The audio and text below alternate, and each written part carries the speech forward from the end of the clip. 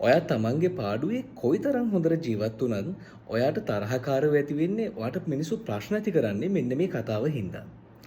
මේ කතාවේ තියෙන විදිහට එක්තරා දවසක කණාමැදිරියෙක් තමන්ගේ පාඩුවේ ඉන්න ගමන් ටිකක් කලවර වෙලාවක කණාමැදිරියගේ තමන්ගෙන් අර විහිදෙන ලයිට් එක ඒකත් විහිදගෙන බොහොම ලස්සනට තමන්ගේ පාඩුවේ පියාඹගෙන ඉන්නවා.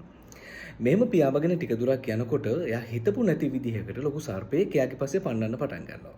මේ සර්පයා උත්සාහ කරන්නේ මෙයාව කන්න. මෙයා කොච්චර එහෙන් මෙහෙන් පියාඹලා ගියත් මේ සර්පයා try කරනවා කොහෙන් හරි පැනලා ඇවිල්ලා මේ කණාමැදිරියව ගිලින්න.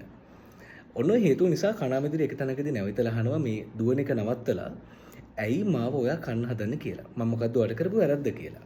එතකොට සර්පයා කියනවා ඔබ මට වැරද්දක් කරේ නෑ. හැබැයි මට උඹව කන්න ඕනි කියලා. ඉතින් ආයෙත් කණාමැදිරිය අහනවා මාව එහෙම කන්නේ ඇයි මම ඔයාලට කිසි වැරද්දක් කරේ නැහැනේ කියලා. අන්න එතකොට ආයෙත් මේ සර්පයා කියනවා උඹ මට වැරද්දක් කරේ නෑ තමයි. හැබැයි උඹෙන් ওই දිලිසෙන දිස්නේ. මේ දිස්නේ නිසා මට ඒක බලාගෙන ඉන්න බෑ. මොකද මට එහෙම දිස්නයක් නැහැ. අනිත් මිනිසුන්ගේ ආකර්ෂණේ එහෙම නැත්නම් අනිත් මිනිසුන්ගේ ආදරේ අවදානෙ උඹට හම්බෙනකොට මට ඒක බලාගෙන ඉන්න බෑ. මොකද ඒක මට ලැබෙන්නේ නැහැ. ඒක නිසා මට උඹ විනාශ කරන්න ඕනි. උඹ මට වැරද්දක් නොකරන්නේ නැති. හැබැයි මට උඹ විනාශ කරන්න ඕනි. ඒක හින්දා මම උඹ මේ කන්න පන්නන්නේ කියලා. එතනින් එහා පැත්තට අර සර්පයා ගිහින් කණාමැදිරියද කෑවද නැද්ද කියන මම දන්නේ නැහැ. හැබැයි ওই කතාව මම ඔයාලට කිව්වේ ඔයා කොච්චර තමන්ගේ පාඩුවේ ජීවත් වුණත් තමන්ගේ පාඩුවේ දේවල් කරගෙන තමන්ගේ ජීවිතය හදාගෙන ජීවත් වෙන්න හැදුවට අපිට තරහකාරයෝ ඇති වෙන්නේ ඔන්න ඔය හේතුව හින්දා. මොකද ඔයා අචීව් කරගන්න දේවල්, ඔයා අල්ලගන්න දේවල්, ඔයා ජීවිතේ ලබා ගන්න දේවල් මේ දේවල් එක්ක ඔයා දිහා බලාගෙන සමහර අයට ඒවා ලැබෙන්නේ නැති වුනහම අධික ඉරිසියාවක් ඇති වෙනවා. එතකොට ඔයා කොයිතරම් වැරද්දක් නොකරත් ඔයාගේ මොනවාම හරි අඩුපාඩුවක් හොයාගෙන ඔයත් එක්ක තරහ වෙන්න, ඔයාව තරහකාරයෙක් කරගන්න, නැත්නම් ඔයා ගැන කතා කියන්න, විවිධාකාර දේවල් කරන්න මෙයාලා පටන් ගන්නවා. එතකොට මේක තමයි ඕකට ප්‍රධානම හේතුව වෙන්නේ.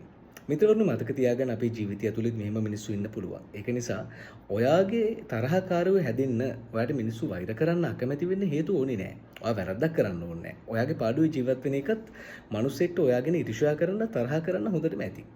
තමන්ගේ පාඩුව ජීවත් වෙන්න රියැක්ට් කරන්න අවශ්‍ය මිනිස්සුන්ට විතරක් රියැක්ට් කරන්න. එහෙම නැතුව ඔයාට බුරන හැම බල්ලටම ගල් ගහන්න කිව්වොත් එහෙම ඔයාට ජීවිතේ කවදාවත් ගමනක් යන්න හම්බෙන්නේ නැහැ. ඒක නිසා තමන්ගේ ගමන්ට ફોකස් කරන්න.